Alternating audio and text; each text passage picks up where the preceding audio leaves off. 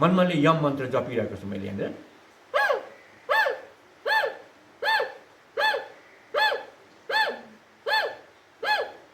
त्यो ध्वनिले हाम्रो त्यो मुटुको बहल, मुटुको मसल, स्नायु, मुटुमा आउने जाने रक्त नलीहरू अनि हाम्रो अक्सिजनको फोक्सो कति थैलीहरू, मांसपेशीहरू, त्यस्तै इम्युनिटी ग्रन्थीलाई एकदम यसले चाहिँ भाइब्रेसन गराएर, झन्कार, गुन्जन, कम्पन गराएर त्यसलाई एकदम शक्तिशाली गराउने र उत्तेजित गराएर बढीभन्दा बढी यसले चाहिँ हर्मोन्सहरू, यसले इम्युनिटी पावरहरू अनि अक्सिजनहरू अनि ब्लड सप्लाई राम्रोसँग गराइदिने असाध्यै राम्रो काम गरिदिन्छ। आन्तरिक व्यायाम एकदम।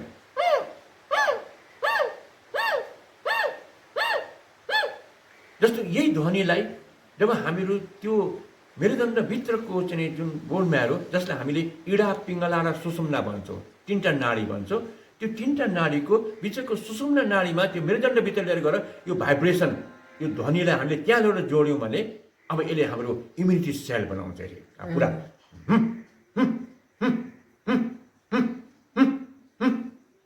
जसले यो गर्दछ भने ऊ त विलक्षण अब। अब अहिले कोरोना भाइरसको सुरुदेखि आजसम्म मैले यहाँ मुखमा मास्क लगाएकै छैन मैले चाहिँ, किनकि मलाई विश्वास छ कि मेरो इम्युनिटी पावर मैले प्रशस्त मात्रामा विकास गरेको छु भने मलाई विश्वास छ। त कतिपय बिरामी पनि अहिले पनि आउँछन् यहाँ। तपाईं हेर्दै हुनुहुन्छ देउराली मिडिया। ओम ओम ओम। म महामृत्युञ्जय योग केन्द्रबाट योगी पूर्ण अनि हामी यहाँ योगमा पनि हामी अहिले कोरोना भाइरसको समस्याबाट हामी पीडित छौँ। त्यो यो कोरोना भाइरस र योग सम्बन्धित यसै विधालाई लिएर हामी केही केन्द्रित भएर यहाँ केही छलफल गर्ने हामी त्यस उसमा अहिले यहाँ भेटघाट भइरहेको छ हाम्रो। कोरोना भनेको वास्तवमा के जस्तो लाग्छ योग साधकको हिसाबले? यो अब कोरोना अहिले नयाँ भाइरस भनेर पहिचानमा आएको छ नै। हुन त अब यो भाइरसहरू नाम बदलिएर हामीहरू योगको दृष्टिमा या आयुर्वेदको दृष्टिमा या प्राकृतिक चिकित्साको दृष्टिमा यो के हुन्छ भने जस्तो रोग या कीटाणु, त्यो कीटाणुले उसले हामी एउटा रोगको निदान गर्छौँ, एउटा रोगको समाधान गर्छौँ, हामीले भन्छौँ रोग निको भयो भन्छौँ हामीले चाहिँ। तर होइन, त्यो रोग चाहिँ रूपान्तरण भएर उसले अर्को रोग बनेर दुःख दिइरहेको हुन्छ। भनेपछि एउटा रोग निको भएर त्यसको अर्को रूपमा रूपान्तरण भइरहेको हुन्छ। त्यो त औषधिको साइड इफेक्ट जस्तो भयो त। औषधिको साइड इफेक्ट भन्दा पनि जुन हाम्रो शरीरभित्र जुन विकार हुन्छ, विजातीय तत्त्व हुन्छ, विषाक्त तत्त्व हुन्छ, जो टक्सिनहरू हुन्छ, अब त्यो चाहिँ हाम्रो गएको हुँदैन। त्यसलाई हामीले औषधिद्वारा केही दमन गरेको हुन्छौँ, त्यसैलाई हामीले निको भयो भन्छौँ हामीहरू। अनि त्यसले चाहिँ नि अर्को स्वरूप लिएर उसले अर्को विस्फोट गर्छ र अर्को समस्या निकालिदिन्छ उसले। भनेपछि यो हाम्रै शरीरबाट निस्केको विकारहरूबाट निस्केको त्यही हो। त्यो यो अहिलेको कोरोना भाइरस भनेको पनि चाहिँ नि हामीहरूको अहिले कुनै समयमा सास बनेर आउँछ भने, कुनै समयमा यो हैजाको कीटाणु बनेर नै आउन सक्छ, कुनै समय कीटाणुको क्यान्सरको बनेर नै आउन सक्छ भने यो विभिन्न रूपमा यसले चाहिँ नि आफ्नो स्वरूप बदली यो हाम्रो शरीरमा आएर यसले चाहिँ दुःख दिने गर्छ। त यो अहिले हामीले समग्रत अहिले त औषधि बनेको छैन कोरोना भाइरसको, भोलि बन्छ, त्यसमा कुनै शङ्का छैन। तर औषधि बनिसकेर पनि हामी जस्तो अगाडि हामीले चाहिँ मलेरियालाई पुरा निर्मूल पार्यौँ भनेर भन्यौँ, तर मलेरिया त निर्मूल भयो, तर अर्को फ्लू या अरू चाहिँ नि रूप लिएर त्यो आइयो अब चाहिँ। त यसरी नै हामीले ल कोरोना भाइरसलाई हामीले समग्र रूपले हामीले समाधान गरौँ। औषधि चाहिँ नि अहिले प्रयास भइरहेको छ, निस्किन सक्छ, हुन्छ त्यो, तर त्यो औषधि निस्किएर त्यसको समाधान गर्दैमा यो समाधान हामीले मान्नु हुँदैन। यो औषधि फेरि अर्को स्वरूप लिएर फेरि यसले चाहिँ दुःख दिन सक्छ। भनेपछि नयाँ रूप आउन सक्छ। आउन सक्छ। भनेपछि यो अहिले औषधिको आविष्कार नहुँदाखेरि भनौँ न, अब अनुसन्धान मात्रै भइरहेछ औषधिको। अब योग प्राणायामबाट चाहिँ यसको कसरी निराकरण हुन्छ होला जस्तो? हो, यही हो सबभन्दा महत्त्वपूर्ण। मेडिकल साइन्स र योगको साइन्समा यही अन्तर हुन्छ। मेडिकल साइन्सले, मेडिकलको जुन विज्ञान हो उसले चाहिँ नि कुनै पनि कीटाणु जन्मिसकेपछि त्यसलाई जहर पोइजनहरू प्रयोग गरेर त्यसलाई मार्ने सिद्धान्त अपनाउँछ। तर हामीहरू योगमा चाहिँ हामीहरूको के हुन्छ भनेदेखि प्राकृतिक चिकित्सा योगहरूमा हामीहरूको के हुन्छ भने हामी त्यसलाई जहर होइन, त्यो किन बस्छ त, त्यो कहाँ बस्छ, त्यो कसरी त्यो चाहिँ उत्पत्ति हुन्छ या कसरी त्यसले सृष्टि गर्छ र कसरी त्यसले एउटा कीटाणु आएर, एउटा सानो चाहिँ भाइरस आएर त्यसले अर्बौं खर्बौं चाहिँ त्यसले सन्तान बनाउँछ, कसरी बन्छ त्यो भने त्यो चाहिँ हाम्रो शरीरबाट हुन्छ। जस्तो अहिले कोरोनाको मुख्य बस्ने घर भनेको हाम्रो रुगा, खोकी, कफ। जब रुगा, खोकी, कफहरू बिग्रेर हामीहरू आयुर्वेदमा योगमा कफ भन्छौँ, जुन कफ जमेर बस्छ, त्यो कफ हामीहरूको विकृत हुँदै गयो भने अब हामीहरूको निमोनिया जस्तो घातक समस्या हुन्छ। जुन त्यो निमोनिया जस्तो चाहिँ नि लामो समय त्यो कफ जमेर बस्यो भने हो त्यस्तो कफमा चाहिँ नि अब त्यो कोरोना भाइरसको कीटाणु त्यहाँ घर बनाएर उसले त्यहाँनिर चाहिँ एकदम छोटोभन्दा छोटो समयमा असङ्ख्य उसले चाहिँ कोरोनालाई चाहिँ फैलाइदिन्छ उसले। त्यस्तो हुन्छ।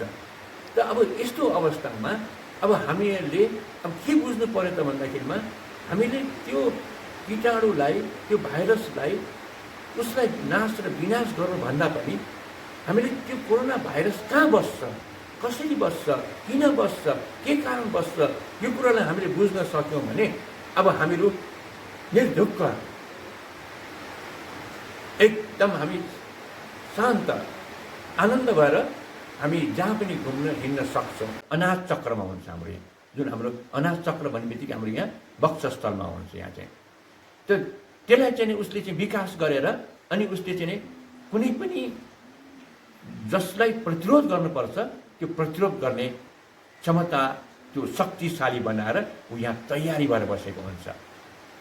त्यसलाई चाहिँ त्यो प्राणायामबाट हामीले मनग्गै सजिलै, त्यसमा पनि म एउटा सानो उदाहरण या प्रयोग जस्तो हाम्रो यहाँ इम्युनिटी पावर छ, यहाँ ग्रन्थि हुन्छ हाम्रो, जसलाई हामीले अनाज चक्र भन्छौँ।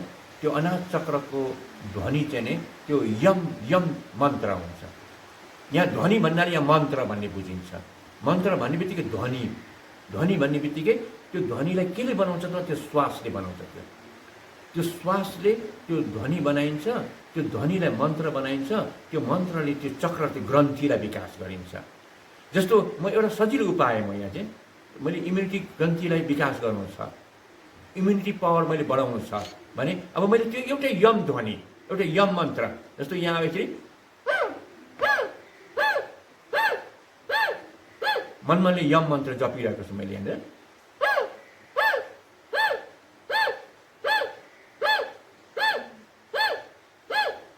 त्यो ध्वनिले हाम्रो त्यो मुटुको भल, मुटुको मसल, स्नायु, मुटुमा आउने जाने रक्त नलीहरू अनि हाम्रो अक्सिजनको फोक्सो, कति थैलीहरू, मांसपेशीहरू, त्यस्तै इम्युनिटी ग्रन्थीलाई एकदम यसले चाहिँ भाइब्रेसन गराएर, झन्कार, गुन्जन, कम्पन गराएर त्यसलाई एकदम शक्तिशाली गराउने र उत्तेजित गराएर बढीभन्दा बढी यसले चाहिँ हर्मोन्सहरू, यसले इम्युनिटी पावरहरू अनि अक्सिजनहरू अनि ब्लड सप्लाई राम्रोसँग गराइदिने असाध्यै राम्रो काम गरिदिन्छ। आन्तरिक व्यायाम एकदम।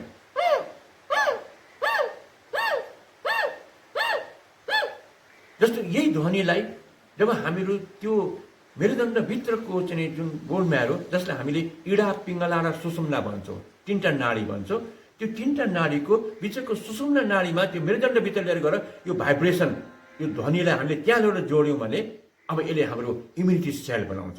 पुरा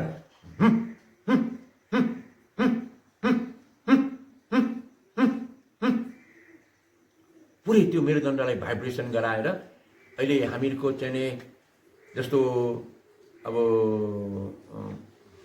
ब्लड क्यान्सर भइदियो या बोन म्यारोमा समस्या आइदियो भने अहिले मेडिकल साइन्सले त्यसलाई बदल्ने सिस्टम पनि विकास गरेको छ।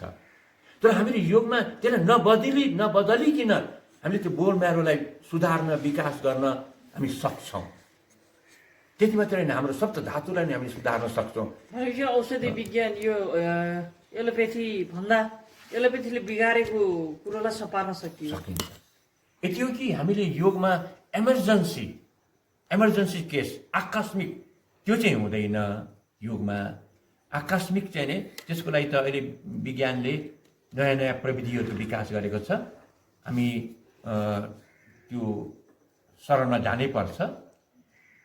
योगबाट पहिलो चरण चाहिँ हामीहरू रोगै नलागोस्, हामी निरोगी बनाऊ, स्वस्थ बनाऊ, एकदम स्वस्थ बनाऊ। त्यो पनि यस्तो स्वस्थ, शरीर मात्रै स्वस्थ होइन कि हाम्रो मन पनि शान्ति, मन पनि शान्त, मन पनि एकदम उच्च कोटिको चाहिँ जसले दर्शन दिन सक्छ त्यस्तो चाहिँ हामीले मन सहितको शरीर बनाउने। र त्यसपछि चाहिँ हामीले रोग लागिहाल्यो भने त्यो रोगलाई चाहिँ हामी बिना औषधि नै कसरी समाधान गर्ने। जस्तो अहिले यहाँ इम्युनिटी पावर बढाउनको लागि चाहिँ हामीले अलिकति प्रयोग गर्यौँ। जस्तो अब व्यायाम भनौँ न, अब वक्ष व्यायाम भनिन्छ। अब यो हाम्रो इम्युनिटी ग्रन्थि अनि हाम्रो यो चाहिँ फोक्सो अक्सिजनको केन्द्र अनि हाम्रो ब्लड सिस्टम मुटु र हर्मोन सिस्टम जस्तो थाइरोइड, पाराथाइरोइड, अर्डिनल हर्मोन्स, यी हर्मोन्सहरू चाहिँ अब यसलाई हामीले चाहिँ एउटै व्यायाम वक्ष व्यायाम भनिन्छ। अब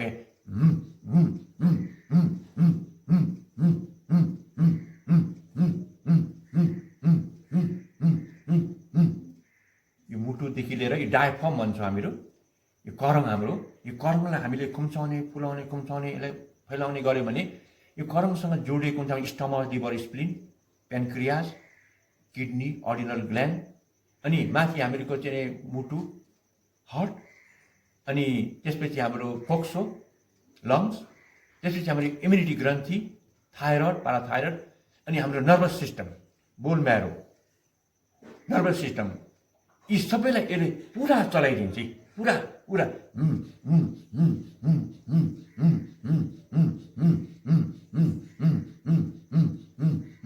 यो ध्वनि सहितको कपालमाथि हामीले भित्रको टक्सिनहरू, विषाक्त ग्यासहरू, कार्बनहरू त्यसलाई पुराको पुरा यसलाई थर्काएर हामीले त्यो ध्वनि कपालमाथि, शब्द कपालमाथि गरेर त्यसलाई शुद्धिकरण गर्छौँ हामीले चाहिँ एउटा कुरा। अनि अर्को कुरो चाहिँ नि हामीहरूले अब यसरी चाहिँ नि अब यसैमा घर्षण, अब यसलाई घर्षण गर्नु पर्यो, भित्र हामीले ऊर्जा बनाउनु पर्यो, भित्र हामीले क्यालोरी निर्माण गर्नु पर्यो बिना दाल भात तरकारी भने अब योगमा त्यसको पनि व्यवस्था छ। त्यसमा हामीले खाना बिनाको ध्वनि सहितको भस्त्रिका गरिन्छ। चाहिँ ध्वनि सहितको भस्त्रिका भन्ने बित्तिकै यहाँ हामीले श्वासलाई, यहाँ ध्वनिलाई, झिल्लीलाई त्यसलाई हामी चाहिँ नि घर्षण गराउँछौँ। जस्तो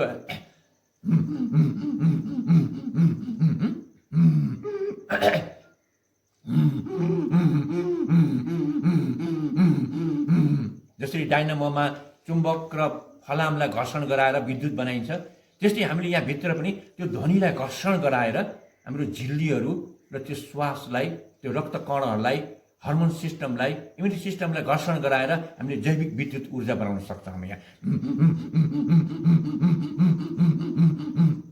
होइन यसरी पनि गर्न सक्छौँ भने अब व्यायाम सहितको पनि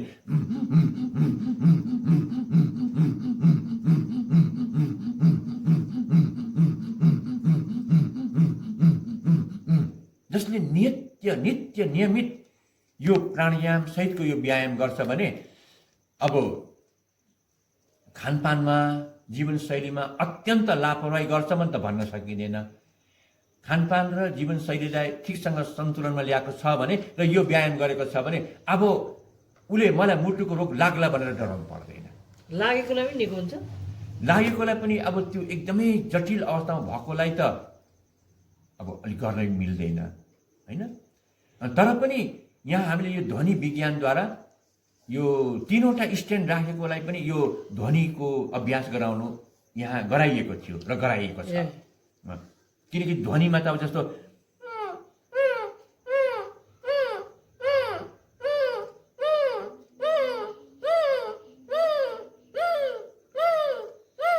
जस्तो हामी एउटा बिरामी भयो, ज्वरो आयो, बेहोस भयो, या कुनै दर्द पीडा भयो भने त्यो बेला मान्छेले के गर्छ? किन गरेको त्यो? किन यस्तो गर्छ? यसले त्यो मुटुलाई उत्तेजित गराइदिन्छ, यसले इम्युनिटी ग्रन्थीलाई उत्तेजित गराइदिन्छ र हाम्रो अक्सिजनलाई उत्तेजित गराएर बढीभन्दा बढी अक्सिजन, हर्मोन्स, इम्युनिटी र ब्लड सप्लाई गरेर अनि रोगलाई निको बनाउने काम गर्छ। तर हामी यसको विश्वास गर्दैनौँ नि त, दुर्भाग्य। हामी यसको विश्वास गर्दैनौँ। कहाँ गरेर रोग निको हुन्छ भन्छौँ हामी चाहिँ, यत्र यत्र डक्टर छन्, हस्पिटल छन्, कहाँ उहाँ जानुपर्छ भन्छौँ हामी चाहिँ। तर हामी विश्वास गर्ने हो भने यही एउटा आवाजले हाम्रो पुरा प्रतिरोध शक्तिको विकास, हाम्रो ब्लड सप्लाई एकदम बढीभन्दा बढी गराएर, अक्सिजन सप्लाई गराएर कुनै पनि समस्याको समाधान गर्छ। त्यसैको विकसित अवस्था हो यो।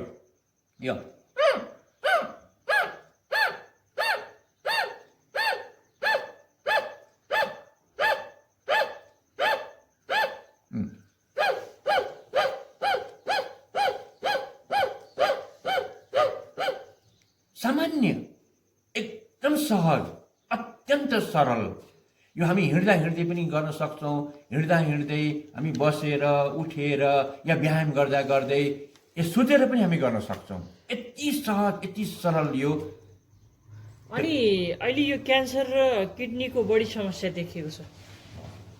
त्यो क्यान्सर र किडनीलाई पनि यसले राम्रो गर्छ। अब क्यान्सर पनि मेडिकल साइन्सले के भन्छ भने फ्री रेडिकलको कारणले क्यान्सर हुने सम्भावना हुन्छ।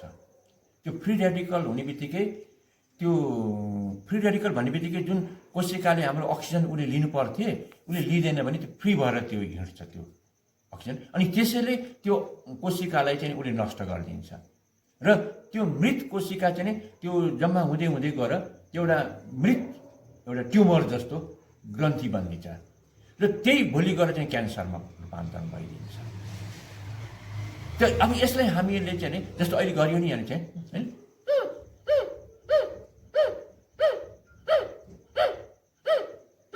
त्यो फ्री भएर बसेको ती कार्बनहरू, टक्सिनहरू, विषाक्त ग्यासलाई हामी कपालमाथि किन गर्छौँ त भने त्यसलाई बाहिर फाल्नलाई हो।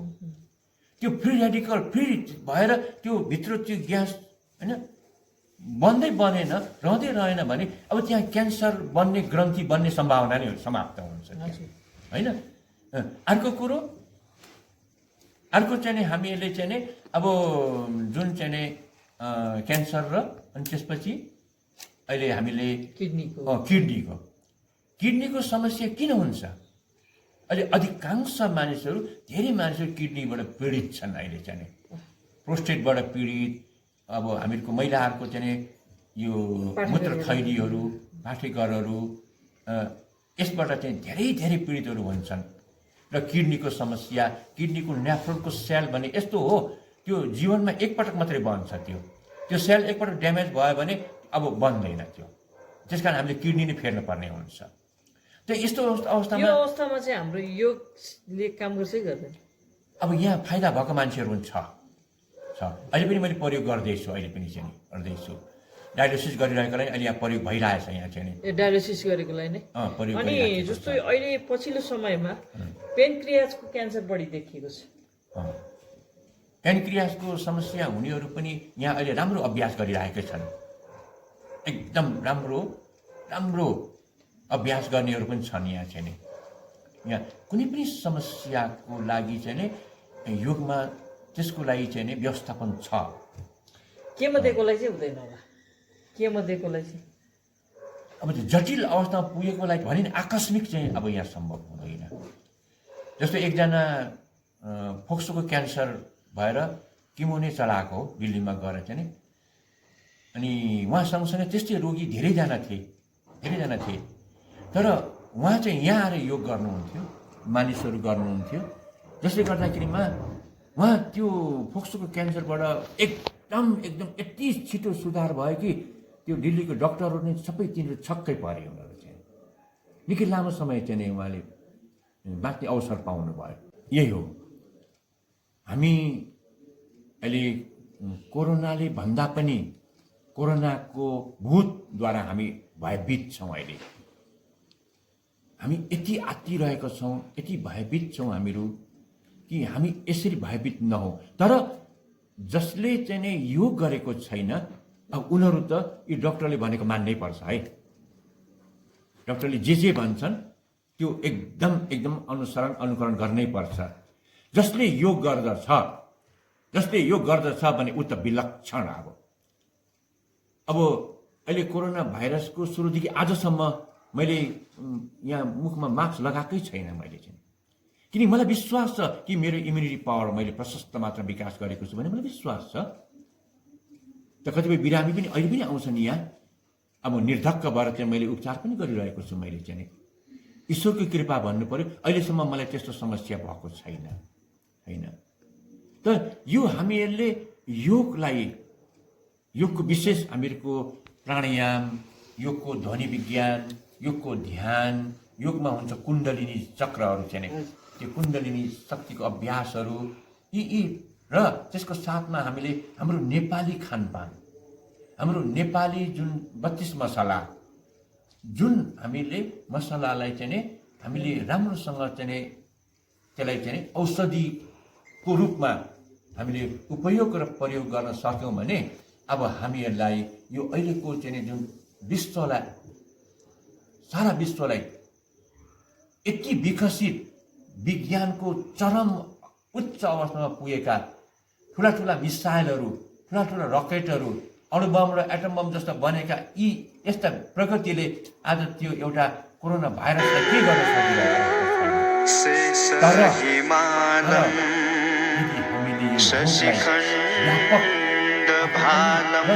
सबैलाई अब हामीलाई डराउनु पर्ने अवस्था हुँदैन। र हाम्रो नेपाली खानपान, हाम्रो यी मसलाहरू र केही आयुर्वेदका जस्तो अमला, गुर्जो, तुलसी, यस्ता हाम्रा जस्तो बेसार, यस्ता कतिपय अत्यन्त महत्त्वपूर्ण चाहिँ हाम्रो जडीबुटीहरू पनि छ। त्यसको हामीले सही प्रयोग र ठिकसँग प्रयोग गऱ्यौँ भने निश्चित रूपले हामी यो समस्याबाट बच्न सक्छौँ। आफू मात्र होइन, अरूलाई पनि बचाउन सक्छौँ हामीहरूले। यसमा हामीले शङ्का मान्नै पर्दैन एकदम हामीहरूले। तर एउटा कुरा के त भन्दाखेरिमा अब योग त प्रयोग हो, हामी तरिका सिकाइदिने हो। तर त्यो गर्दिएन भने अब हाम्रो केही लाग्दैन है। गर्नु पर्यो। हामी जुन तरिका सिकाउँछौँ, जसरी जुन प्रक्रिया बताउँछौँ, त्यसलाई चाहिँ हामी सबैले यसको पालना गर्नुपर्ने हुन्छ, यसको अभ्यास गर्नुपर्ने हुन्छ। र त्यो पालना र त्यो अभ्यास हामीले गऱ्यौँ भने पक्कै पनि हामी बच्छौँ र अरूलाई पनि बचाउन सक्छौँ। हस्, धन्यवाद।